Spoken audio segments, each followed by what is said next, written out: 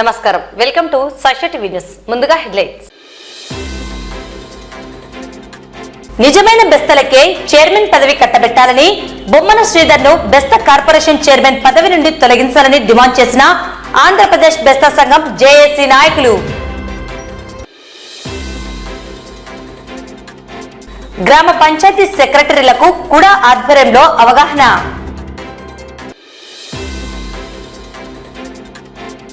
టిడ్కో గృహాల కొరకు అర్హులైన వారు దరఖాస్తులు చేసుకోవచ్చని పేర్కొన్న మున్సిపల్ కమిషనర్. శిరస్త్రాణం ప్రాణరక్షణ, ప్రతి ఒక్క ద్విచక్ర వాహనదారుడు హెల్మెట్ ధరించాలని సూచించిన ట్రాఫిక్ సిఐ. నంద్యాల పట్టణంలో ఘనంగా వరల్డ్ ఫోటోగ్రాఫర్స్ డే.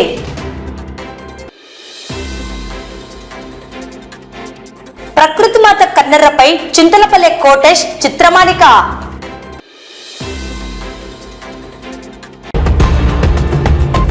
నిజమైన బెస్తలకే బెస్త కార్పొరేషన్ చైర్మన్ పదవి కట్టబెట్టాలని, బొమ్మన శ్రీధర్ ను బెస్త కార్పొరేషన్ చైర్మన్ పదవి నుండి తొలగించాలని ఆంధ్రప్రదేశ్ బెస్త సంఘం జేఏసీ నాయకులు డిమాండ్ చేశారు.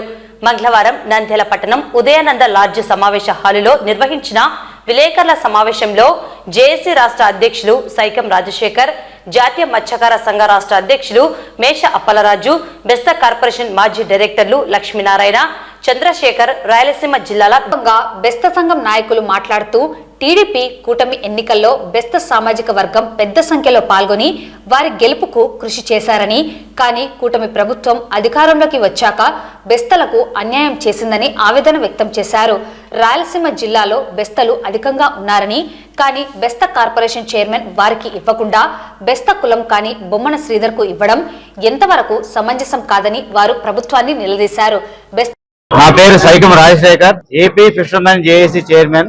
ఈ రోజు కూటమి ప్రభుత్వం ఏర్పడిన తర్వాత రాయలసీమలో ఉన్న బెస్తలు దాదాపు కూడా జైహో టీడీపీ అని చెప్పి పెద్ద ఎత్తున కూటమి ప్రభుత్వానికి విజయం చేకూర్చారు.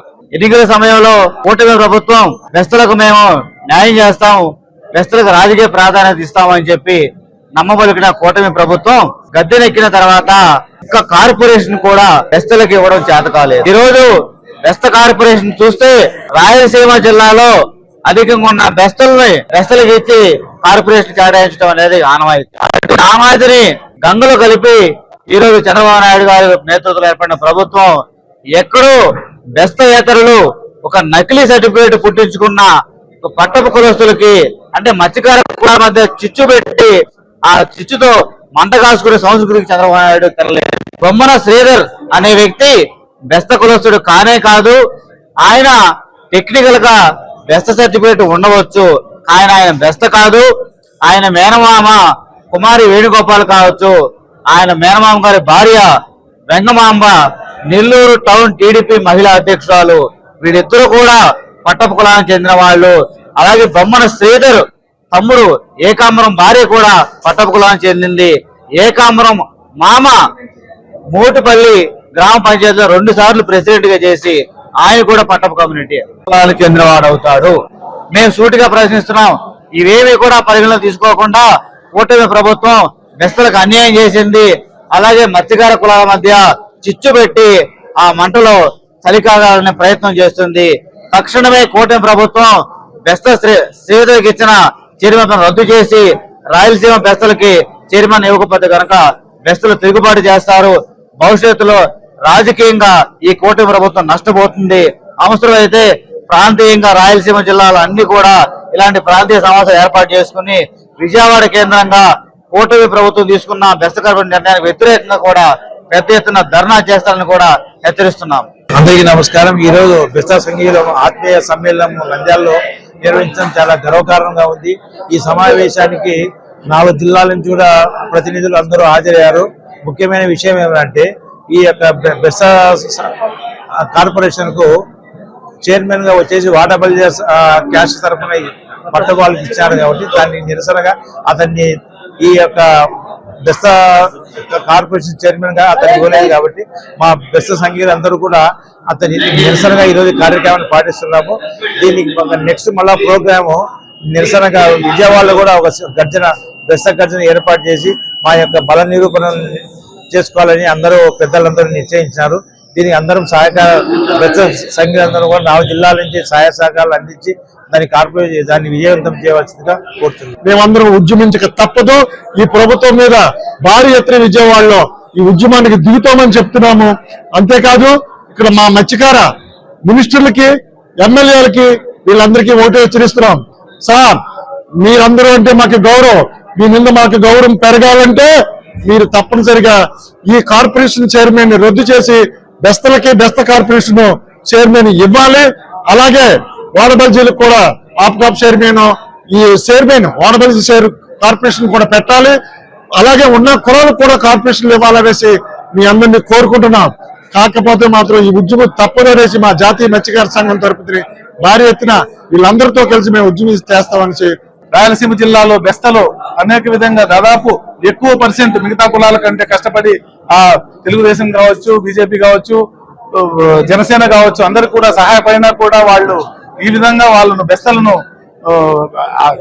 రాజకీయ పరంగా అణగదొక్కడం మేము ఖండిస్తున్నాం. రాబోయే రోజుల్లో ఆఫ్కాప్ కానీ, బెస్త కార్పొరేషన్ కానీ, మిగతా దేవాలయాల్లో కానీ, ప్రముఖ దేవాలయాల్లో చైర్మన్లు కానీ, సొసైటీస్లో కానీ ప్రాధాన్యత ఇవ్వకపోతే జరగబోయే ప్రాంతీయ ఎలక్షన్స్ లో తగిన బుద్ధి చెబుతామని తెలియజేస్తూ మా సంఘాలన్నీ కూడా ఒకటవుతున్నాయి. రాష్ట్ర సంఘాలు, జేఏసీలు, రాయలసీమ జిల్లాల్లో సంఘాలన్నీ కూడా బెస్తలందరూ ఒకటై రాబోయే రోజుల్లో ఈ ప్రభుత్వానికి చెడ్డ రోజులు వస్తాయని తెలియజేస్తూ నమస్తే. బెస్త కులం వారి కాకుండా బెస్త చైర్మన్ పదవిని కట్టబెట్టినందుకు ఆ ఉద్యమ కొరకు నంద్యాల నుండి స్టార్ట్ చేసినారు జేఏసీ వాళ్ళందరూ కలిసి. పైన నేను జేఏసీలో ఒక నెంబర్ కొన్నాను 14 ఉపకులాలలో. దాని కొరకని నంద్యాలలో దీన్ని స్టార్ట్ చేయడం జరిగింది. దాని కొరకు మాకు నంద్యాల నుంచి అందరూ స్పందన బాగానే వచ్చినారు, జిల్లాల నుంచి కానీ అన్ని జిల్లాల నుంచి. ప్రతి జిల్లాలలో ఇటువంటి మీటింగ్ పెట్టి మాకు రావాల్సిన బెస్త కార్పొరేషన్ ని రద్దు చేయించి బెస్త కార్పొరేషన్ వాళ్ళకే రావాలని, పట్టపు వాళ్ళకి కాకుండా బెస్త కార్పొరేషన్ వాళ్ళకి, బెస్త కులం వారికి దక్కాలని మేము కోరుకుంటున్నాము. నంద్యాల జిల్లా సెంటినరీ ఆడిటోరియం హాల్ నందు మంగళవారం కర్నూలు అర్బన్ డెవలప్మెంట్ అథారిటీ వారి ఆధ్వర్యంలో ఉమ్మడి జిల్లాల పరిధిలోని డివిజన్ల వారీగా గ్రామ పంచాయతీ సెక్రటరీలకు అవగాహన కార్యక్రమం నిర్వహించడం జరిగింది.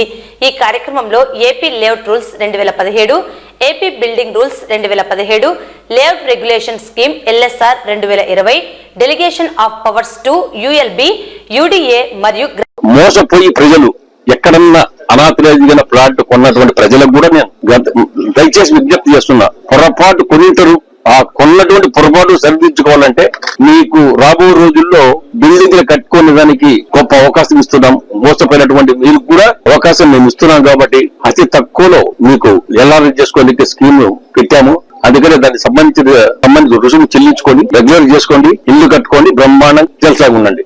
ఇక్కడ నేనేం చెప్తున్నా అంటే డీసీ ల్యాండ్ అదే చెప్తున్నా. ఇప్పుడు కొన్ని లేఅవుట్లో డీసీ ల్యాండ్ వేశారు, డీసీ ల్యాండ్ బయటకు వెళ్తాయి. ఇప్పుడు ఒగ్గోడు స్థలాలు అవి కూడా ఉన్నాయి. ఇక్కడ నంద్యాల చూడదు, మీరు చేసిన చెప్తారు, నంద్యాల కూడా ఉన్నాయి ఎక్కువ. ఒగ్గోడు స్థలం కూడా అమ్మేసినారు. ఇప్పుడు ఒగ్గోడు స్థలం అమ్మినా, ఏ స్థలాలు అమ్మినా ప్రభుత్వ సొమ్ము ఎవరు కాజేసినా ఈ అనాథరైజులు లేవుంటారు, రేపు మనం గుర్తుపడితే అన్ని బయటకెళ్తాయి. ఆ రోజు ఒగ్గోడు ఎవరు ఒక నెంబర్ 320 సర్వే నెంబర్ అది, ఆ నెంబర్ కింద కాకపోతే రిజిస్టర్ ఆఫీస్ జరగదు. ఈ జరగదు పక్క నెంబర్ వేసి 321/2 ఏదో వేస్తాడు. మళ్ళా దొంగ పని, అన్ని దొంగ పనే. అంటే ఇది వాళ్ళకన్నా మా వాళ్ళు నేర్పిస్తారన్నమాట. ఈ దొంగ పని కాకుండా అవన్నీ బయటపడతాయి, ఒగ్గోడు బయటపడతాయి, డిజైన్ బయటపడతాయి. తప్పు చేసినంత పెద్ద మొగోడు వాడిని వదిలిపెట్టమని తెలియజేస్తారు. వాళ్ళు 100% అన్ని చర్యలు ఉంటాయి. ప్రభుత్వం ఏం చర్యలు తీసుకుంటాం, గుర్తించాలి ముందు. అందుకని చెప్తున్నాము, దాని తీవ్రమైన పరిణామాలు ఉంటాయి. క్రిమినల్ కేసు ఉంటది, ఇంకా ఏమైనా ఉంటాయి. ఆ బిల్డింగ్ బాగొడతాం.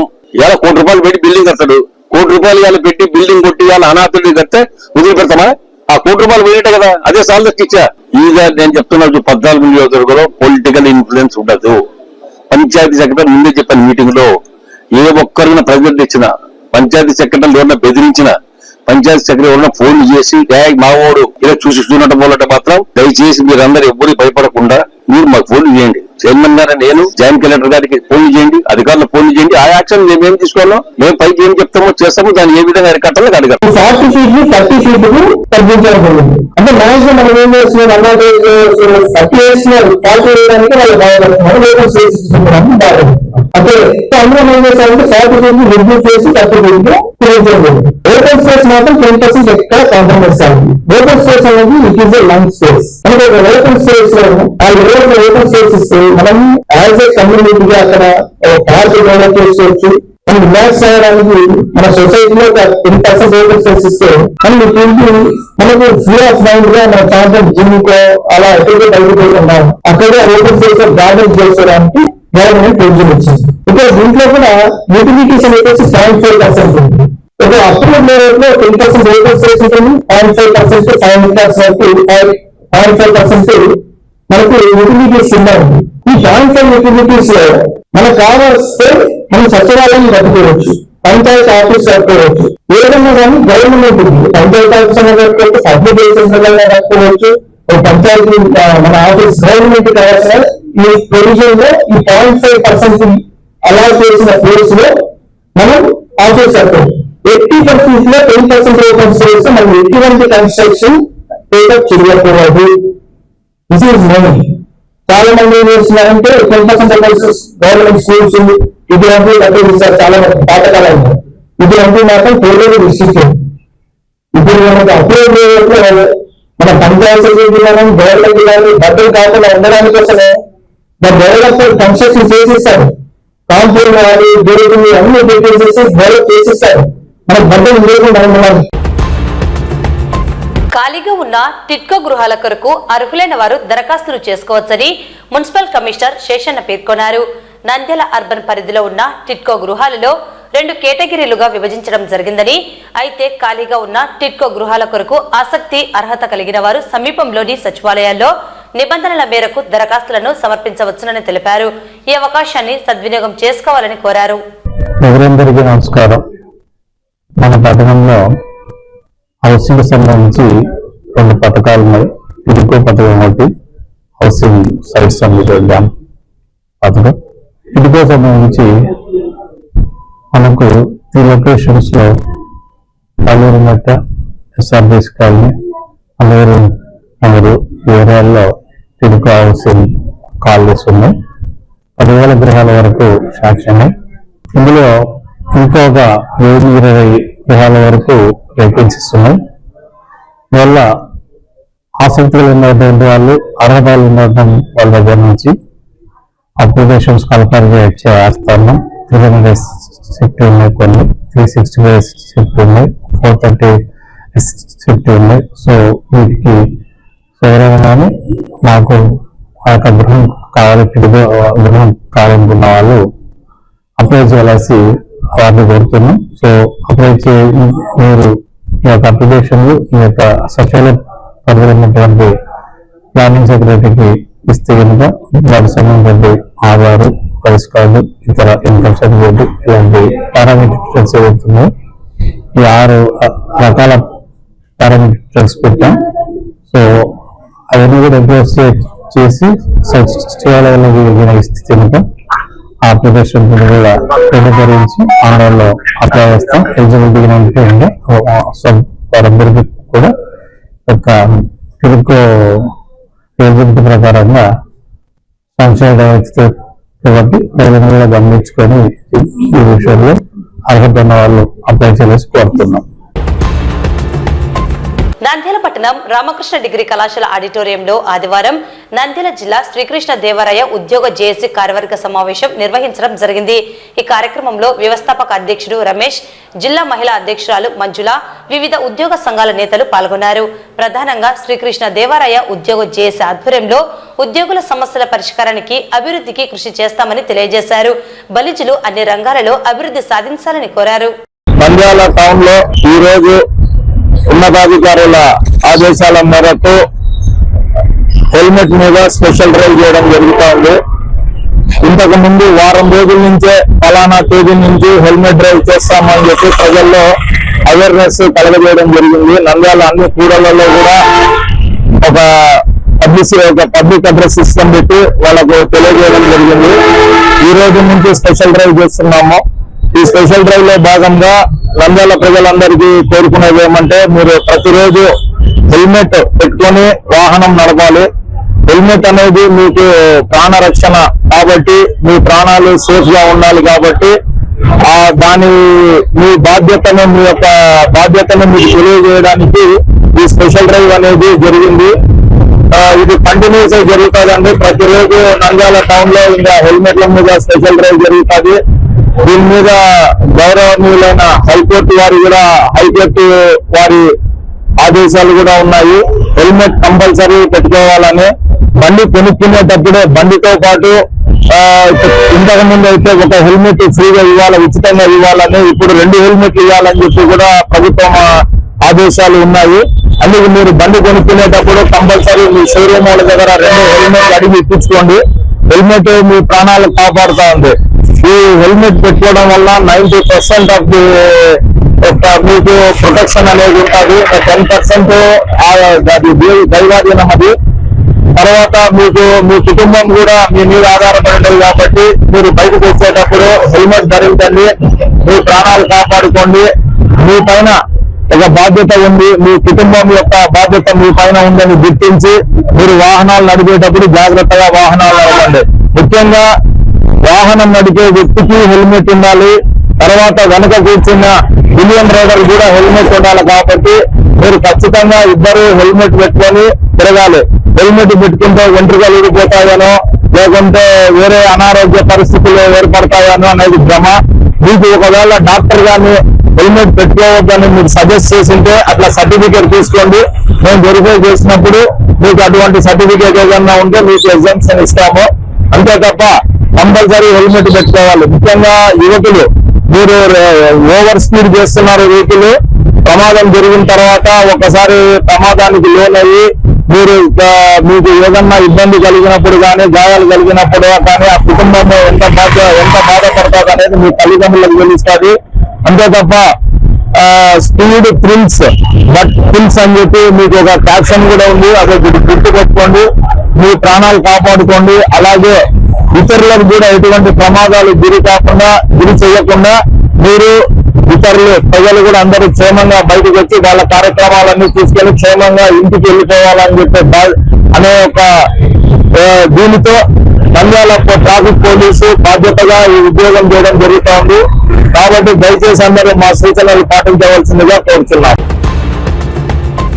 నంద్యాల జిల్లా కోర్టు కాంప్లెక్స్ ఆవరణంలో ఘనంగా స్వాతంత్ర దినోత్సవ వేడుకలు ఘనంగా జరిగాయి. ఈ కార్యక్రమానికి ముఖ్య అతిథిగా 3వ అదనపు జిల్లా జడ్జి అమ్మన్నరాజ హాజరై జాతీయ జెండాను ఆవిష్కరించారు. అలాగే కోర్టు ఆవరణంలోని న్యాయదేవత విగ్రహానికి పూలమాలలు సమర్పించారు. పోలీసు అధికారుల గౌరవ వందనాన్ని జడ్జి స్వీకరించారు. కార్యక్రమంలో నంద్యాల జిల్లా బార్ అసోసియేషన్ సభ్యులు, సీనియర్, జూనియర్ అడ్వకేట్లు, కోర్టు సిబ్బంది, పోలీసు సిబ్బంది హాజరయ్యారు. ఈ సందర్భంగా జడ్జి అమ్మన్నరాజ స్వాతంత్ర దినోత్సవం గురించి సందేశం అందించారు. ఈ సందర్భంగా వారు మాట్లాడుతూ నంద్యాల పట్టణంలో వందలాదిగా ఫోటోగ్రాఫర్స్ ఉన్నారని, ప్రభుత్వం నుండి రుణాలను ఇవ్వాలని, ప్రభుత్వ పథకాలను అమలు చేయాలని, ఇళ్ల స్థలాలను మంజూరు చేసి ఆదుకోవాలని వారు ప్రభుత్వాన్ని డిమాండ్ చేశారు. ఫోటోగ్రాఫర్స్ కు ప్రత్యేక కాలనీ ఏర్పాటు చేయాలని, నూతన టెక్నాలజీ అందుబాటులోకి వచ్చిందని, అందుకు అనుగుణంగా పరికరాలను కొనుగోలు చేయాలంటే లక్షలాది రూపాయలు అవసరం అవుతుందని, ప్రభుత్వం రుణాలను మంజూరు చేయాలని వారు కోరారు. ఫోటోగ్రాఫీ దినోత్సవము అందరికీ శుభాకాంక్షలు. నా తోటి మిత్రులందరికీ కృతజ్ఞతలు. విషయం ఏమనగా మా నంద్యాల 2012 నుంచి మేము అసోసియేషన్ మెయింటైన్ చేస్తూ ఉన్నాము. 2012 నుంచి మేము ప్రతి ఒక్క నాయకుడి దగ్గరికి వెళ్ళి మా అసోసియేషన్ కొరకు, స్థలం కొరకు మేము అర్జీలు పెడుతూనే ఉన్నాము. ఇస్తామంటూనే ఉన్నారు కానీ ఇంతవరకు మాకు ఇవ్వలేదు. దయచేసి ఇప్పుడు జిల్లాగా ఏర్పడింది కాబట్టి మాకు కూడా ఒక అసోసియేషన్కు బిల్డింగ్ మేము ఏర్పాటు చేసుకుని రెడీగా ఉన్నాము. స్థలం ఈ గవర్నమెంట్ ప్రకటిస్తే బాగుంటుందని ఆశిస్తున్నాము. ఫోటోగ్రఫీ దినోత్సవం సందర్భంగా నంద్యాల పట్టణం ఫోటోగ్రాఫర్లకు, వీడియోగ్రాఫర్లకు అందరికీ హృదయపూర్వక శుభాకాంక్షలు, ధన్యవాదాలు. ఎందుకంటే ఇవాళ అత్యంతంగా పురాతనంగా మన జీవితంలో ఏం జరిగేటివి, జరగబోయేటివి కూడా ఒక కళగా తీసి ప్రజలకు చూపించే వాళ్ళు ఫోటోగ్రాఫర్స్. అటువంటి ఫోటోగ్రాఫర్స్ ఇవాళ ఏ విధంగా మనము వాళ్ళకు ఆదుకోవాలనేది కూడా ప్రభుత్వాలు ఆలోచించాలా. అదేవిధంగా వీళ్ళకు ఇళ్ల స్థలాలు కూడా లేవు. ఈరోజు దాదాపు వీళ్ళ ఉన్న వాళ్ళలో ఎవరికి సరిగా ఇళ్ల స్థలాలు లేక చాలా ఇబ్బంది పడుతున్నారు. ఈ ఫోటోగ్రాఫర్స్ కూడా గతంలో ఉండే నాయకులందరూ మేము మీకు అండగా ఉంటామని ఈ హామీ ఇచ్చి మాకు, కానీ ఆ హామీకి అనుగుణంగా ఏ నాయకుడు నడవలేం లే. కేవలం ఓట్ల రోజు మాత్రం మా ఫోటోగ్రాఫర్స్లను ఉపయోగించుకుంటారు, కానీ ఓట్ల కోసం తిరిగి తర్వాత మమ్మల్ని పట్టించుకున్న నాదులే లేడు. కాబట్టి ఇవాళ మేము ఈ ప్రపంచ ఫోటోగ్రఫీ దినోత్సవ సందర్భంగా మీ ప్రభుత్వాలకు కూడా మిమ్మల్ని ఆదుకోవాలని చెప్పి ఈ సందర్భంగా డిమాండ్ చేస్తున్నాం. ఈ ఫోటోగ్రఫీ డే రోజు ప్రభుత్వానికి మనం ఈ మీడియా విధంగా తెలియజేయడం ఏమనగా అనుకుంటే, ప్రతి ఒక్కరికి మాకు ఇళ్ల స్థలాలు ఇస్తామని గత ప్రభుత్వాలు, ప్రస్తుతం ఉన్న ప్రభుత్వాలు చెప్తూనే ఉన్నాయి. మా ఫోటోగ్రాఫర్లకు అందరికీ ఒక కాలనీ ఏర్పాటు చేసి మేమందరం దాంట్లో ఇల్లు కట్టుకొని ఫోటోగ్రఫీ కాలనీగా ఏర్పడి అందరం కలిసి కట్టుగా ఉంటామని, ఇప్పుడు ఈ ఫోటోగ్రఫీ డేకు మా ఫోటోగ్రాఫర్లు ఎంతమంది గ్యాదర్ అయినారో అంతమంది కలిసి ఒక కాలనీగా ఉండాలనేది మా ఫోటోగ్రఫీ అసోసియేషన్ తరఫున మా కోరిక. ప్రపంచ ఫోటోగ్రఫీ డే శుభాకాంక్షలు. ఈ దినము అంటే కొన్ని ఏళ్ళగా వాళ్ళు మా వృత్తిలో ఉండి, మేము ఫోటోగ్రఫీ వృత్తిలో ఉండి మేము సజీవనం చేస్తున్నాము. సో ఆ డాక్టర్ గారికి నమస్కారాలు. Happy photographers day. అందరికీ హ్యాపీ ఫోటోగ్రాఫర్స్ డే. నంద్యాలకు చెందిన ప్రముఖ చిత్రకారుడు చింతలపల్లి కోటేష్ డ్రాయింగ్ చార్ట్ మీద వాటర్ కలర్స్ పెయింటింగ్ తో ప్రకృతి మాత కన్నెర్రపై చిత్రాన్ని వేశారు. ప్రకృతి మాత కన్నెర్ర చేస్తే ఎలా ఉంటుందో తన కుంచె ద్వారా చూపించారు. తుఫాన్ ప్రభావం వలన ఆంధ్రప్రదేశ్, తెలంగాణ రెండు తెలుగు రాష్ట్రాలలోనూ అతి భారీ వర్షాలు కురుస్తున్నాయి. ఈ వర్షాల వల్ల ప్రజలు అల్లాడిపోతున్నారు. రైతుల కంటికి కునుకు లేకుండా చేస్తుంది. వాగులు, వంకలు, నదులు, చెరువులు నిండిపోయాయి. పంట పొలాల్లో వర్షపు నీరు నిల్వ ఉండడంతో పంటలు నాశనమవుతున్నాయి. రైతుల బాధ వర్ణనాతీతం. సామాన్య ప్రజలు అల్లాడుతున్నారు. కొన్ని చోట్ల రైళ్లు, బస్సుల రాకపోకలు లేవు. ప్రజలు కూడా అప్రమత్తంగా ఉండాలి.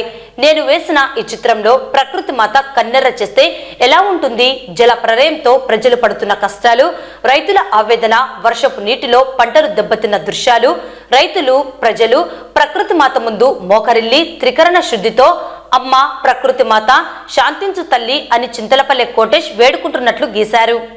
కోటేష్ చిత్రమాలిక.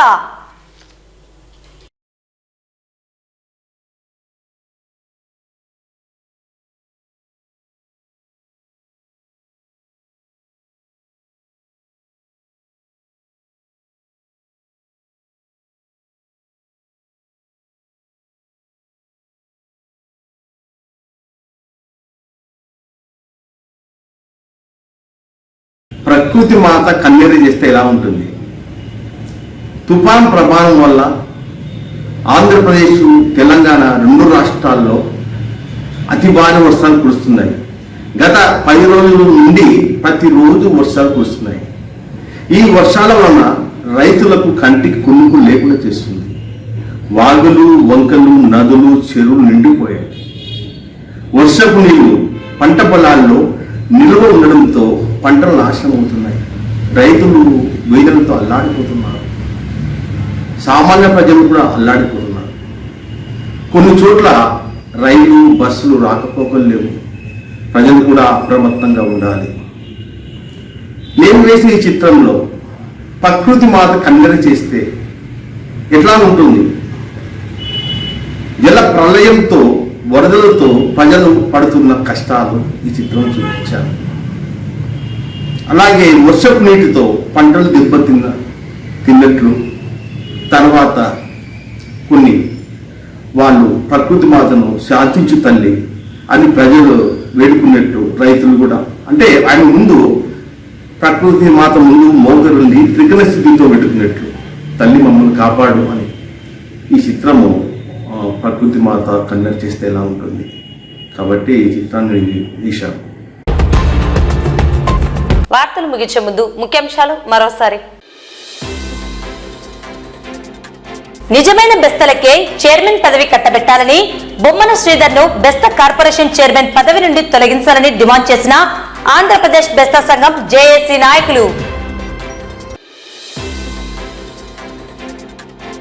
గ్రామ పంచాయతీ సెక్రటరీలకు కూడా ఆధ్వర్యంలో అవగాహన.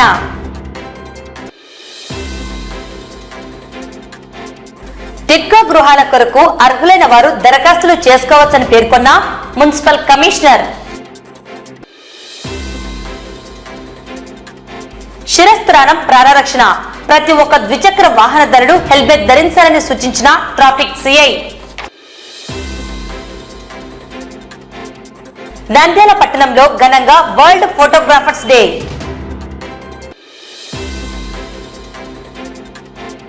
ప్రకృతి మాత కన్నెర్రపై చింతలపల్లె కోటేష్ చిత్రమాలిక.